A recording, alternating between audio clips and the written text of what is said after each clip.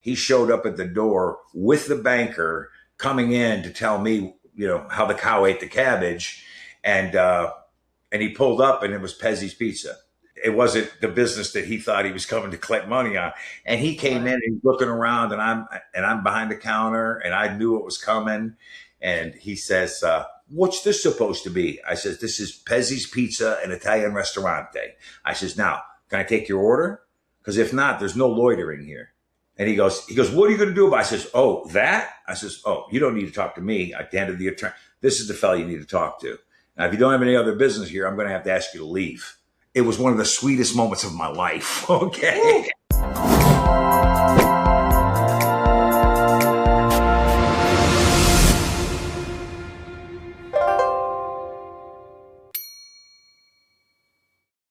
Hello, everybody. Thank you for watching another episode of Revenue Playbook Chronicles. My name is Gene Lytle. I am your host. Thank you for watching. And I have a longtime friend I'm excited to have on the podcast. His name is Matthew Pezzimenti. He is a lifelong entrepreneur with no formal education. He's a simple man's entrepreneur, and if I can do it, you can do it. Welcome. How are you doing, Matthew? And where are you calling from? Doing outstanding, Gene. First of all, thank you for having me on. It's an honor. And I am here in the great state of Tennessee, where I currently reside with my wife and just about everybody else that's in my family. But having a great summer so far. How about you, my friend? I'm doing fantastic. Now, what part of Tennessee is? Because my entire family is in Knoxville. We are about an hour and 20 minutes northeast of Knoxville in the upper northeast corner. We're right near the North Carolina, Virginia border, right up there in that little point. That's where. So, are you guys tired of all these Californians coming to Tennessee? Well, we set people straight when they come. If you're coming to Tennessee, you better make yourself a Tennessean. You know what I mean? So there you go. Even though I'm not from Tennessee originally, they did the same thing to me. I'm an implant. So I'm originally from New York. I'm originally from Western New York near Buffalo. Thus, all my Buffalo Bills gear and my Josh Allen helmet and everything else. So I'm originally from the Buffalo, New York area. And that's where I grew up, was born and raised. But my wife and I settled here, over 30 years ago. And this is home, my children, my grandchildren, my brothers now moved here. So, Sunday dinners at my house is crazy. We love it. So my entire family moved to Knoxville about 30 years ago as well. And my mom, I love her to death. She's 84 now. And she calls me all the time like she just moved to Tennessee yesterday and says, honey, it's your turn. It's time for you to come to Tennessee. And I'm like, Mom, I love you, but my grandkids are out here. My wife's, her family's out here. My businesses are out here. It's really tough for me to get up and go. All the way over. Come to see you. And she goes, well, I know you're on your way, so I'll just wait. You better get there, man. Right, exactly. You better. So, but cool. So tell me real quick, as you know, I'm a Rams fan. What about the Bills? What do you think the Bills are going to do this year? Probably 13-4. They will definitely be in the playoffs. I think they'll win the AFC East. Do they have a Super Bowl shot? They have a Super Bowl shot every year. It's always 3 points and a bad call that keeps them from it. So I believe. No doubt. I believe. Okay. So I'm one of those fans. I've been a Bills fan my whole life. So we'll see. Did they make any major acquisitions this year off season or? Well, not what I would call major, but we picked up a few receivers, no superstar names, but some good names. And so we'll see. We'll see. I mean, last year they had the guns and the ability to do it. 5 turnovers in that one playoff game is what kept them from moving on. So, and they still lost by 3 points. So, I mean, 3 points is like, it's insane. Being a Bills fan, let me say, just like being an entrepreneur, you got to have perseverance. You know what I'm saying? To be a Bills fan. But anyway. Who did they lose in the playoffs last year? Broncos. Mr. What's his name from the Saints? Who's that coach again? I don't know. Yeah. So my boss is best friends with the coach of the Broncos. So I can't think of his name. And he was actually at your game. I can't even think of his name right now, but he was a coach of the Saints for years and years and years. So I don't know, and I don't want necessarily talk about football, but if there's anybody that is tuned in and watches football, watch the playoffs, they got robbed. 2 terrible calls. They lose by 3 points. They have 2 calls that were pivotal calls of that game. people say you're a whiner. No, no, no, no. It's just a reality. Yeah, I mean, so big boy, we'll take it. It's not the first time. Here we come. Let's go this next season. So anyway. And maybe next season, maybe we get lucky and the call's in our favor this time. Yeah. I would love. I mean, it's and like when they've played the Chiefs in like the AFC Championship game, questionable call always goes against them, and it's always at the pivotal time, and they lose by 3 points again. It's like, Exactly. oh my goodness, but whatever. So Matthew, the last time we spoke, I found out that you have a very interesting past and a journey that is, I think, unmatched to most. And I want to maybe for you to kind of dig a little deep for us on your journey and what got you here today, what helped you get successful, because you had some things to battle early on, and I'd like to hear about it. And you can go as far back as you want, if you want, like when you first can remember, or you can start, anywhere in your career where you feel that it makes most sense. Right. Well, I will tell you that everybody's got a story, so I can only share mine. But I think there's commonalities and common threads with anybody who sticks with the concept or the idea of being an entrepreneur, somebody who wants to own their own enterprise, somebody who wants to grow an enterprise for whatever their reasons, and they vary. So everybody's got a story. But I will start by saying you better learn how to write your own story and not let circumstances write your story. Maybe we'll wrap up talking about that. But for me, I grew up. I had no mom growing up. My dad was a single dad, World War II vet, old rough Italian guy. And so it was me, my two brothers, and my father. And my dad did what he had to do to put food on the table, and he ran some illegal gambling joints. So he had been arrested a few times, in and out of jail a little bit. And we learned how to take care of ourselves when that happened. We didn't say a word, and just some rough times, and grew up a little rough. And so I naturally gravitated to the wrong stuff, found myself in trouble. As a young man, my mid-teens, late teens, I did a lot of things that I fully regret, but as part of my story. So for me, everything changed in a dramatic way. And this is just my story. Another individual who I knew his past and I saw his life change, he began telling me how his life changed through becoming a Christian, giving his life to Jesus Christ and repenting and so on and so forth. And I didn't want to hear that. I wasn't a church boy. I couldn't have told you one Bible verse. I'm like, that's cute. That's cute. But something just told me it was the truth. And I kept listening to him. And over a span of time, I was not an easy surrender. Okay. But over a period of time, I gave my life to the Lord and my whole life changed. And I knew that the things I was doing, I couldn't continue doing. I had to find another way to make money other than the things that I was doing, if you know what I'm saying, to make money. So I began working. I was working in the pizza industry, working New York style pizzas and was good at it, became good at it. And all as a young man. And I got married, and my wife and I, we decided that why not have our own? So I was 21. My wife was got married very young. She was like 18. And we decided to start our own pizzeria. We started a little carry-out pizza place. This is back in Western New York, where I'm from. And we started a little pizzeria, and it was going good. We were living. We were able to make a living. We were in the back of a bar. We rented a kitchen area. We redid it for pizza and calzone, sandwiches, etc.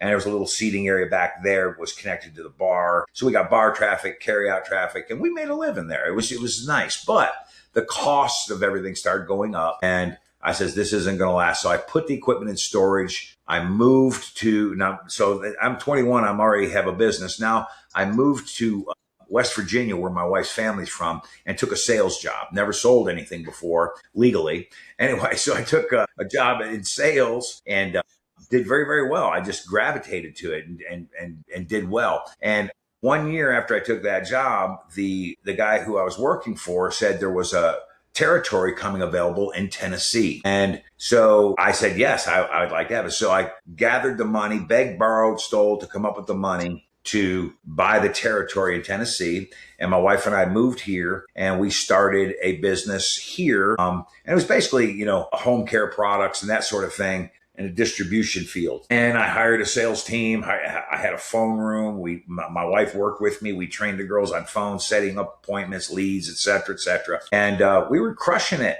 But what I didn't know was the individual who sold me the territory, and because I was young and stupid as an entrepreneur. Okay, there's a tip in this. I didn't pay that close of attention to all of the signing that I did. And one of the documents I signed, he had signed, he'd already been down here and was working in the territory of Tennessee. And he signed recourse to a whole bunch of contracts. And I assumed liability for all of those contracts. And he obviously knew that they were defaulting and coming due. And so immediately I started getting $15,000. You got to come up here, another $20,000, another $10,000.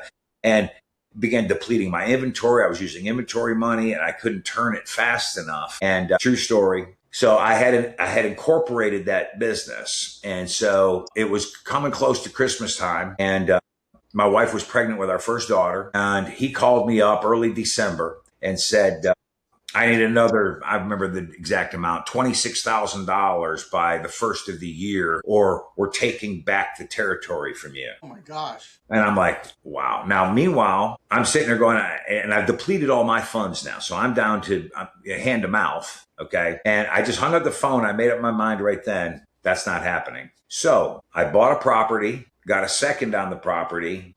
I got another loan, an equipment loan. I got a U-Haul truck, drove to New York, got my restaurant equipment I had in storage. My wife, myself, and my brother remodeled this building to be able to have a pizzeria. And simultaneously, I rolled that corporation into bankruptcy. And the man showed up 3 days after I opened the restaurant. He showed up at the door with the banker coming in to tell me, how the cow ate the cabbage. And he pulled up and it was Pezy's Pizza. It wasn't the business that he thought he was coming to collect money on.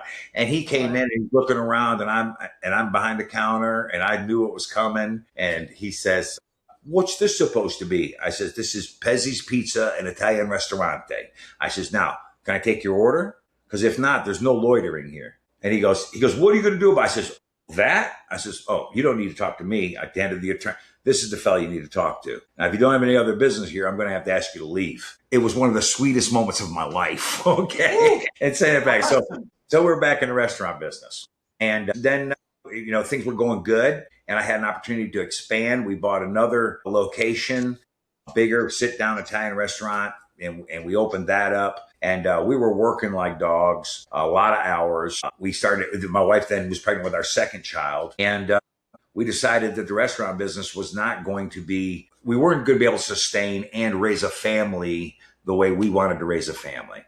And so we sold that business. I went to work. I took a sales job for a very short window of time in the car business. And this is kind of where our paths are a little bit, cross. But I took a job in sales, did very, very well, became the sales manager in the first year. By a year and a half, I was the general sales manager of a store. We were doing 350 cars a month, had 30 salespeople. And in that process, I took over that advertising and marketing. I put together a sales training program, et cetera, et cetera.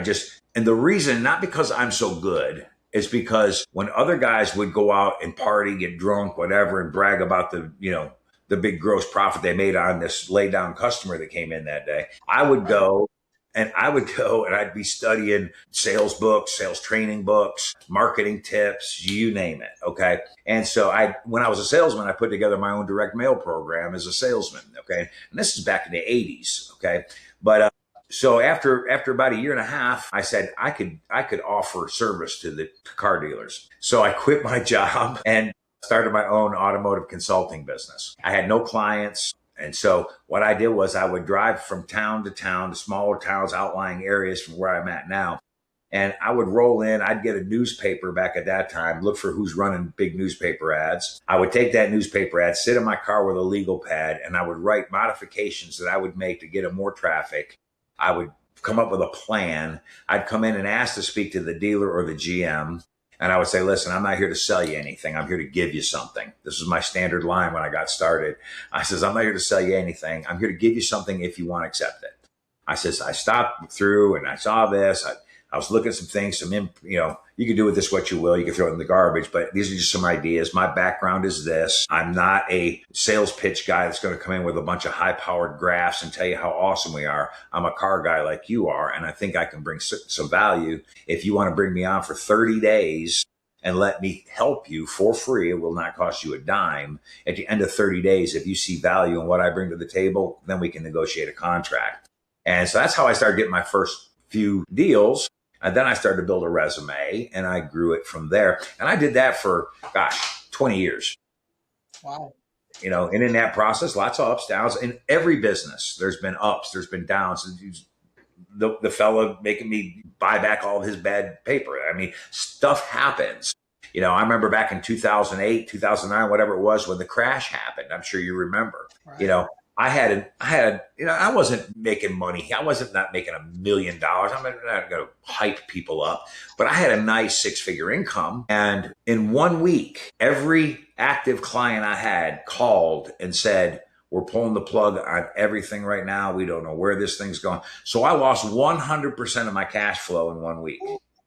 Yeah, right. So now obviously you got to pivot. You got to move. So, in that time, I got involved doing direct sales and building sales teams. A lot of people are familiar with what they call the multi-level industry. Okay. So we'll use that term. The proper term is direct sales. But so I got involved with that, and that was growing, but it wasn't anything substantial. But it made me laser in on that as a way to create recurring income so that if things like that happened, I had myself in a position where I wasn't one dimensional. Multiple streams of income is always the key. So I began really lasering in on that. And by 2011, 2012, that business had grown to where I was out earning. Even after my comeback in the consulting business, I was out earning in my spare time, my full-time business. So that gave me the opportunity to walk away from those 60 hours and laser in and work 20, 25 hours on building my direct sales businesses, which is what I've done. So I've basically been quote unquote semi-retired for 13 years.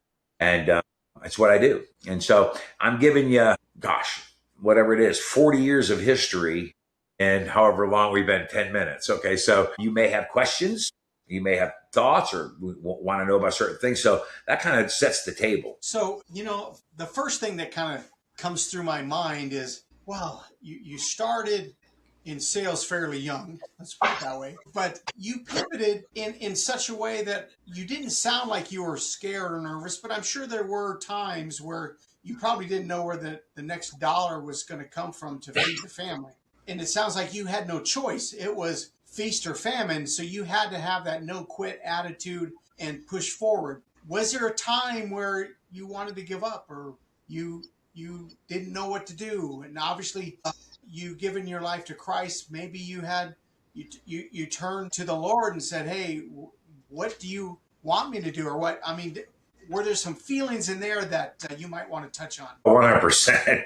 To everything you said, I mean, there's always more backstory to things. For example, in 2009, 10, I got to a place where my consulting business had taken the large hit, and now I'm starting to grow it back as things started to loosen up. 12, 18 months later, I'm starting to build that back. I'm working my butt over here. And I literally was going, what am I supposed to be doing? Am I missing the boat here?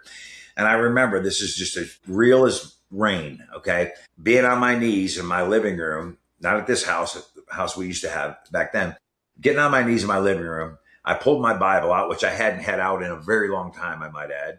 And I got on my knees and I said, I'm going to get in your word, Lord, what do you want from me? Lord, what do you want from me? And now I didn't hear an audible voice, but as close as you could get to it, it's nice to hear you calling me Lord again.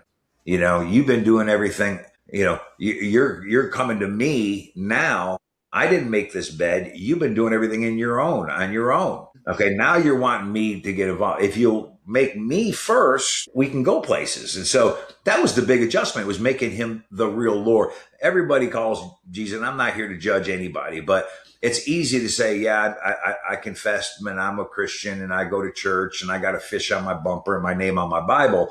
But is he really first and foremost in how I'm making my decisions in my life? Lord, is it pleasing to you? You know, the Bible says in all your ways, acknowledge him and he will direct your path. Well, I wasn't acknowledging him. I was making him my little genie. I was telling him what he needed to do for me next, like he worked for me.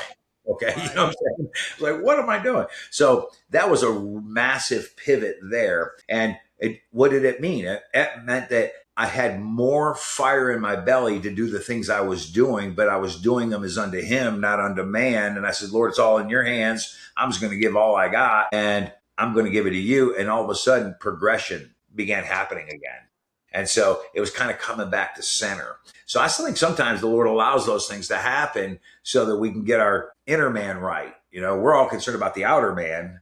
He's more concerned with the inner man. But so that was one thing, you know, but in anything we do, if we're going to do it for real, I always tell people there's two characteristics you got to have. It's a must have. And people got to be brutally honest with themselves. I always say you can never have any real self-development unless we first have brutal self-evaluation. And that's a hard one, right? To get that's honest. The word I don't like is the brutal part. So everybody wants change. Well, let me change here and I can get change out here. But so get brutally honest with self. And here's the two characteristics. Number one, you've got to have an authentic, genuine, burning desire. Burning desire. Now, there's a big difference between a burning desire and a want. I want this. Well, that's nice. You heard the old thing, want in one hand and in the other, and see which one fills up for it, right? So you know what I'm saying? That's not what I'm talking about. Or I'm going to do this because it would be awesome if. Well, I hope this happens, so I'm going to try to do this. You're already starting making provision for failure. Okay. You've got to take the mantle on with I always say you got to have a why behind the why. Now you got a real desire. What's your why behind your why? I want to be an entrepreneur. I want to own my own enterprise. I want to be free in America. I want to call the shot. I want to own my own life, whatever it might be. Okay. Why do you want to own your life? What's the picture? What are you trying to create? What kind of life are you trying to build? You know what I mean? It's not more important than what you're doing. Why are you doing it? And what are you trying to create?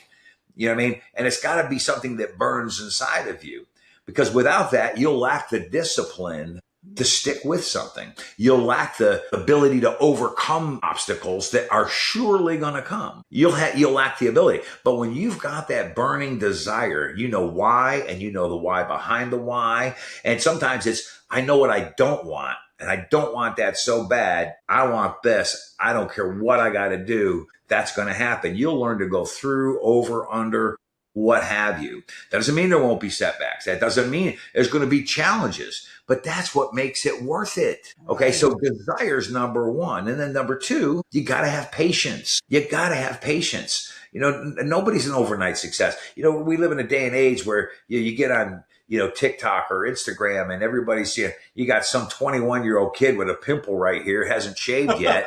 And he's telling you he's a life coach and I'm going to teach you how to become a millionaire like me, sitting on the front of a Lamborghini in front of a mansion, not telling you that that's not even his house nor his car. Okay. Stop. I need a life coach. I need a life coach that lives with his mother. Right. Stop.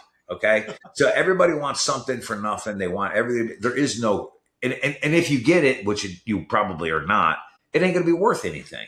It's the sweat equity that gives it the value. It's no different than when somebody, you know, I always say, you know, it's like the January gym crowd. You know what I mean? First of the year, you know, new year, new me. Everybody's going to go to the gym, right? Everybody's going to, you know, they'll tell their family, hey, it's January 1, getting in the gym, getting back to shape. Boy, I'm going to do this thing. So they get all of their gym gear, all this, and you'll see them. You go to the gym in January, and it's packed out.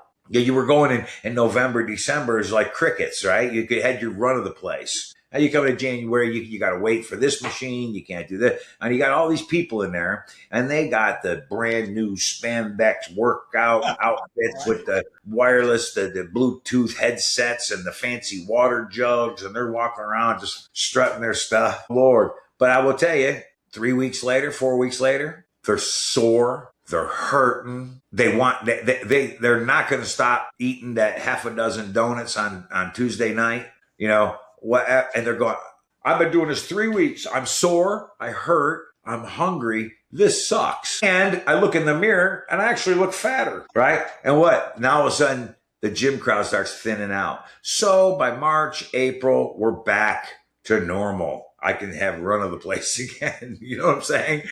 So that's how most people start and approach entrepreneurship. Now, who are the ones, Gene, sure as you're sitting there, the ones that will see that workout through are the ones that get a vivid picture of who they're going to be in 12 months. They dwell on that. They're focused on that. And every time they hurt, they go, I'm that much closer. Everything inspires them. The pain inspires them. When they want that sandwich and they go, no, I'm getting the salad or whatever. Okay. It inspires them because they remember, you know what that is? They remember what they want. Exactly. And that allows me to go through whatever I need to go through to get there. And that's where desire and then the patience to see it through, those two things are paramount in anybody's entrepreneurial journey. You know, I remember when my wife and I, we hit that bad stint I told you about, 2008, 2009. And I depleted my savings because I had no income. You know, people say, well, didn't you have some savings? Yeah, I had savings. But, you know, when you're making a decent income, you build a lifestyle based on that income. Well, that monthly outgo is still there every month. So you start taking $6,000, $8,000, $10,000 a month and start chunking it. It doesn't take many months. And all of a sudden you start to go, okay, what are we going to do? And I remember my wife and I had one guy that was looking to potentially open up a new car store. And he heard through a friend, referred him to me, that you need to let this guy go in there, do your market research, So on the phone, I said, all right, here's what we'll do. Here's what I'll do. And we agreed to the deal. And I says, I'm going to come to where you are. He was in northern Mississippi. And I says, we'll meet. I need a down payment check, have the agreement, and I'm going to start right then. Deal. So I'm driving down there and I got T-boned. No. Oh, I mean, I'm on the phone with my wife going, baby, listen, we're going to overcome all this stuff. We're inspiring each other. We're giving each other self-talk stuff. I mean, just good to go. And I'm driving down this 4-lane road in the middle of the country, middle of nowhere. And there's a crossover road. And this woman comes across as I'm going about 60 miles an hour. She comes in about 40 miles an hour and just pile drives me in my driver's door. My car went just everywhere. I'm amazed. It's the only reason I'm alive. I will promise you, even in that car. And I know all my ribs were broken on this side. My driver's seat was folded. It was bad. Everybody thought this guy's got to be dead. They were trying to yank the doors open. I was on the phone with my wife when I got hit. My phone went flying. Back then, you know, the old batteries were attached to the phone, right? So that came apart. So my wife knew. I went, oh no, and I'm dead. You know, on the phone. So I know she's freaking out. I'm in my car trying to put my battery on the phone. Knocked all dizzy. Anyways, they get me out of the car. They want to take me to this is true story, Gene. I had been on the road trying to hustle a buck so much. I'd gotten so many tickets. I didn't have a valid driver's license. Oh no. Police are there. I'm going, oh, Lord. They never asked me for my driver's license. I don't know why. Wow. They want to take me to the hospital. I go, if I go to the hospital, then they're going to need ID. I'm good. I don't need to go. I get the policeman to drive me to the next town. I get my phone charged. I call my wife. I tell her I'm alive. I tell her what happened. I call the guy and I tell him he's got to come to this town and meet me because nothing was going to stop me from getting that check to keep us sustained until I could get to the next step. You know what I'm saying? Right. And people go, whoa, that's amazing. It's not that big of a deal. When you got real desire, nothing's going to stop you. So that's what empowers you. A vision. Without a vision, people perish, right? They run amok. They're all over the place. So it's those things that keep you driving. And what the beautiful thing about it is it's giving you a story. I have a story. Everybody, and I'm not something special. God, I'm not a fool. Every great success story, you're going to find these types of scenarios, overcoming. Isn't it funny? People love watching, the comeback stories on TV, movies, Rocky Balboa or whatever, the Rocky music starts playing, dun, dun, right? So whatever. Everybody loves those. They're pulling for the underdog, man, because they won't quit, man. But because that's who you want to be. And I believe that's what we were designed to be. So when you start seeing your life as your Rocky story, you start living it differently. You don't let everything dictate who you're going to be and what you're going to do. Now you've got some real desire. You've got the patience. You've got the stick-to-itiveness. So it's huge. Well, Matthew, I think that's well said. I feel like you're giving us a lesson far deeper than what I even expected. You know what I mean? It's amazing. I think it is. So you've come all this way, and I didn't even know that you got T-boned. That's a new message that I just heard. But let me ask you that question of, you get T-boned, you're headed there, and you're going to call this guy to you still got to get that check. What's going through in your head? There's got to be something like, is this it? No, in my mind, I'm saying, I can't let this guy know I don't have a life. All I'm thinking is what's next? Because I'm going to get there. That's going to happen. Okay. So what I got to do, all right, now I got to get my junk out of my car and see if this policeman will take me to the next town. I don't even know where that is. And now I got to figure it out. I had no money. I mean, and so it's not a matter of, the goal doesn't change. Correct. The circumstances may have changed. All right, I got to figure out the circumstances. That's how you overcome. I'm a football fan. A championship team, it doesn't matter what the scoreboard says. It doesn't matter. There's time on the clock. We know what we have to do. And everybody's looking for the home run all the time. Everybody's looking for the amazing highlight reel, look at, some grandiose thing.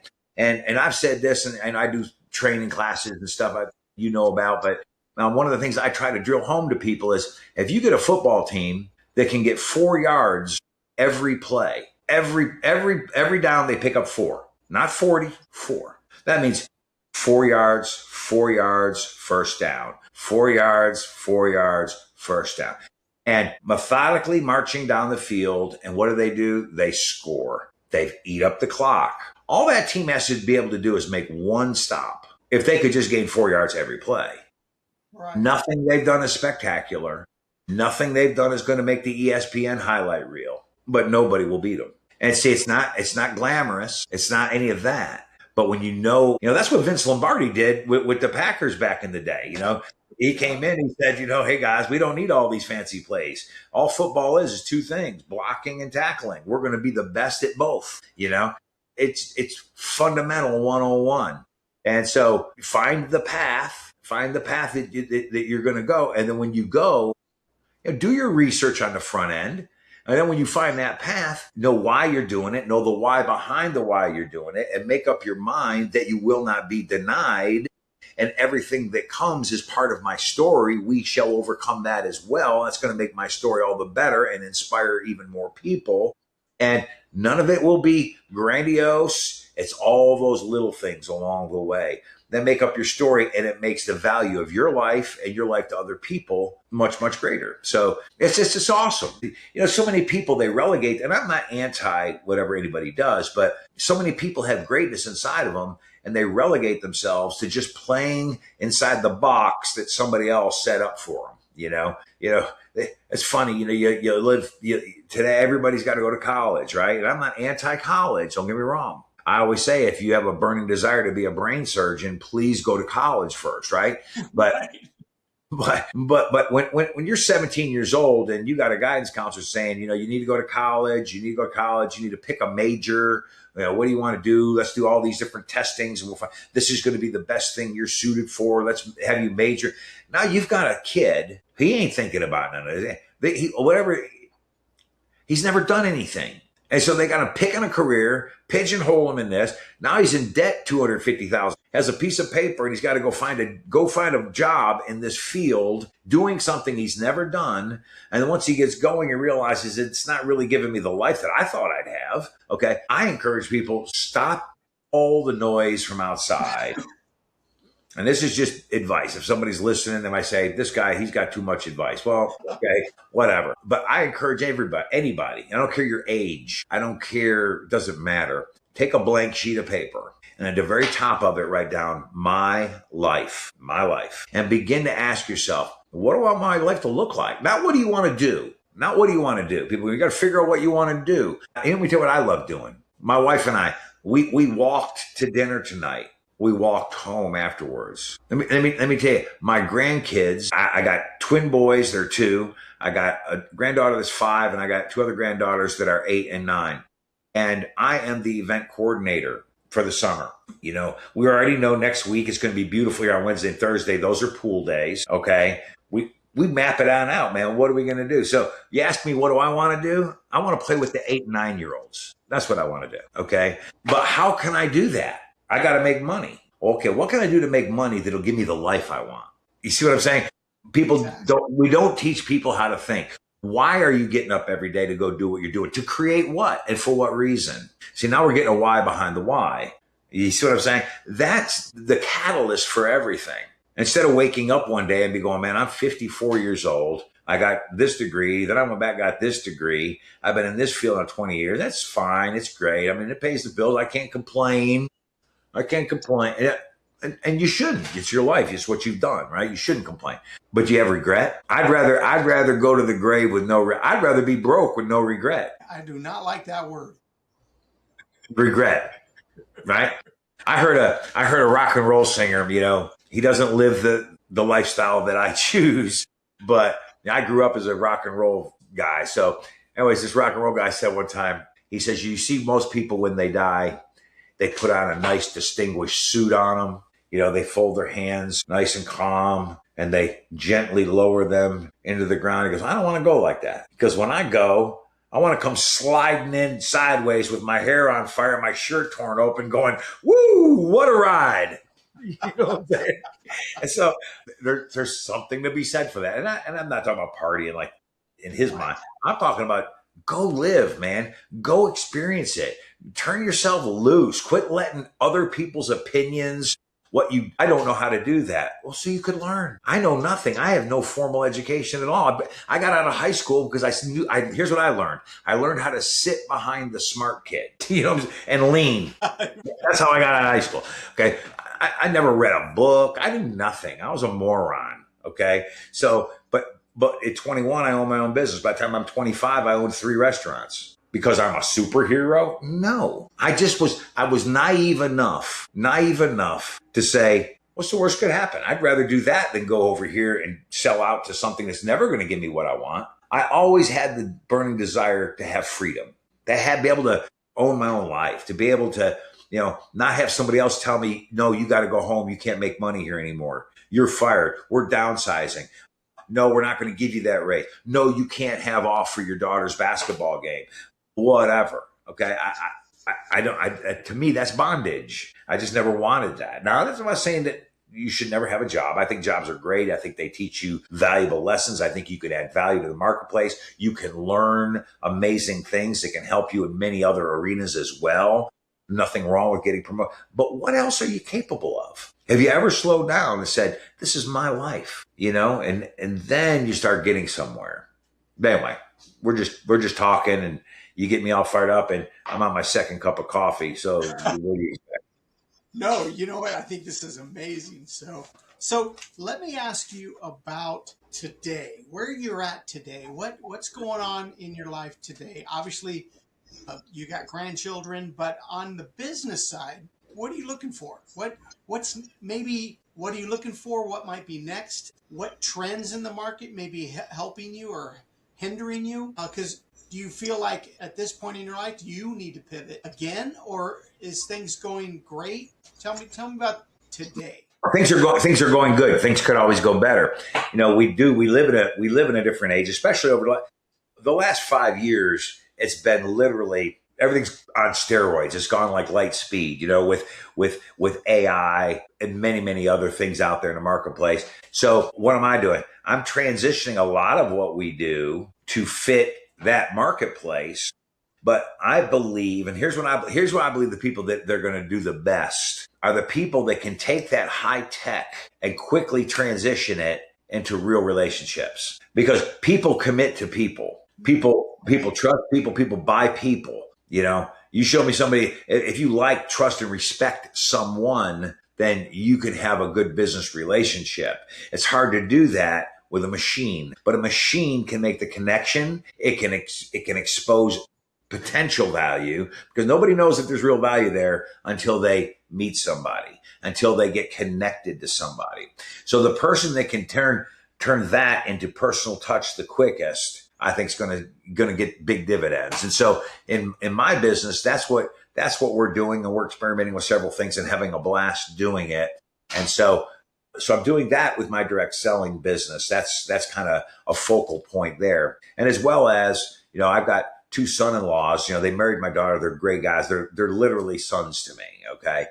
But they have a roofing business together, and working with them and helping them with growing that roofing business is something I'm not doing that for personal gain. I'm doing that because I want my daughters and my grandchildren to have a big, long, successful venture there. So that, and then I think I spoke to you some about branching off, and my wife and I, we've been very active, especially over the last 20 years, with outreach ministry and just volunteer stuff. We weekly go and volunteer with a local ministry. We feed, people that are, just down on their luck, and gives us an opportunity to share with them, pray with them, feed them, whatever. But we've begin to expand that. And now it's kind of mushrooming into starting a ministry as well that we're going to be launching here very, very soon, called Streetlight Ministry. And Streetlight Ministry is going to have three basic focuses. Number one is going to be evangelism. Number two is going to be discipling people, both online and in person. And then number three is going to be outreach. And so those are going to be the three pillars of what we do. We're excited about getting that going, that launched, and we've got a great team that we're working with on that. So that's kind of where we're at, what we're doing, what we're focused on. But here's the big thing. Above all things, have fun. I always tell people, if you're not having fun, you're doing something drastically wrong. Life is too short to let everything be an emergency. It's going to be okay. It's going to be okay. So anyway. So Matthew, it's obviously you are doing the Lord's work. And I personally want to thank you for that, because I think you're going to be a great testament and a leader to people, and helping others be able to do what you're doing, I think is amazing.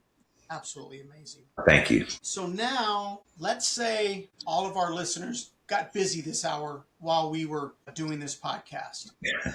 And they didn't hear everything that we wanted to say, or, they got distracted.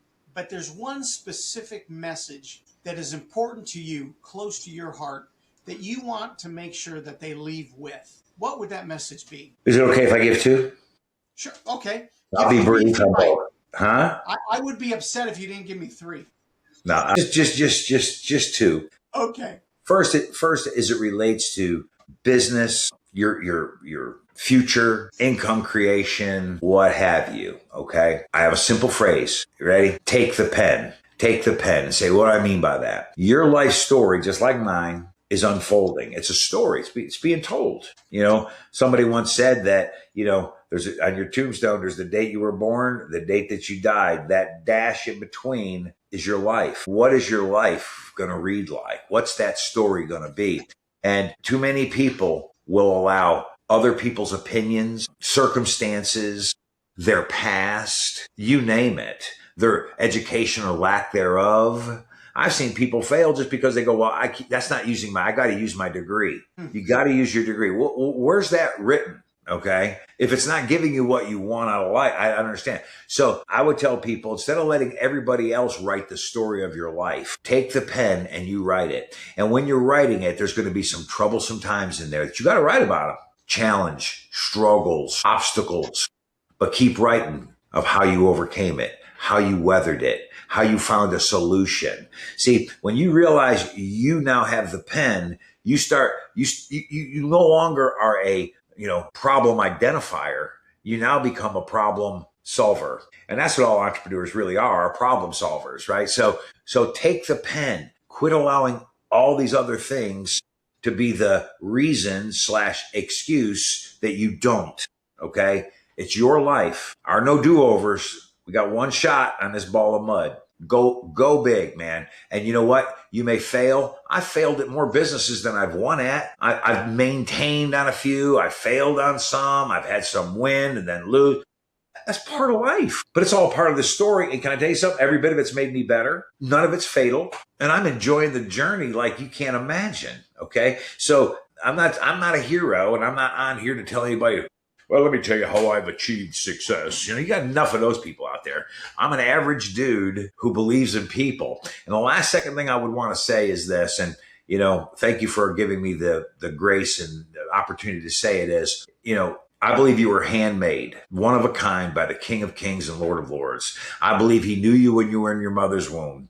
I believe that he sees you like you can't imagine. Now, if you don't let him have your life, he's going to let you have it yourself. If you come to him and trust him and what he did on a cross and say, listen, I'm not going to do this on my own anymore. I need you.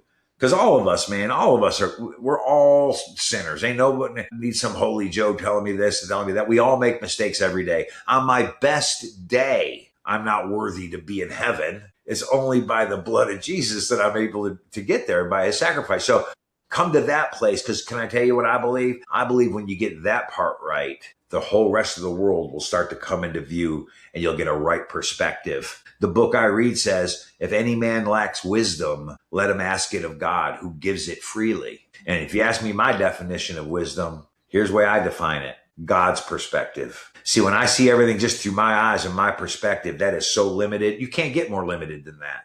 But when I can draw back and now I'm partnered with the King of Kings, Lord, help me see it as you see it. All of a sudden, man, that's a game changer. So if I was going to leave people with two things, that would be the two things.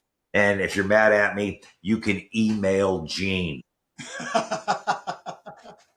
Perfect. I love it. I love it. I love it. So if someone wanted to get a hold of you, other than contacting me to get a hold of you, is there a way someone could get a hold of you? My email's the easiest way. My email's the easiest way. And I check it regularly. And that's Pezy1. That's MPEZZI, the number 1, at gmail.com. Pezy.com. You call me Matthew Pezzimenti. That's like you. Everybody calls me either Pez or Pezy. Okay, so Pezy1 at gmail.com. Yeah. Love to hear from anybody. Like that, Mr. Pez. I love it. You got it, brother. Like the candy dispenser. I've got tons of the Pez candy dispensers. You're all right. over. I didn't even put 2 and 2 together. Yep. How awesome. How awesome. I wish I invented that one. So I feel 100% we just went to school today. Okay. And I want to thank you for that.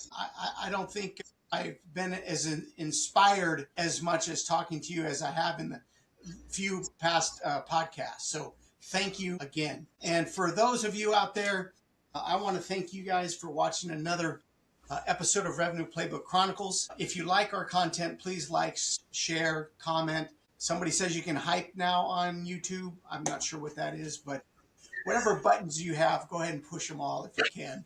It gives us that algorithm that we're looking for to grow the channel. So thank you so much. And again, Matthew, thank you so much for your insights and your knowledge. And my honor, my friend. It's my honor. Thank him. We will see you on the next one. You bet.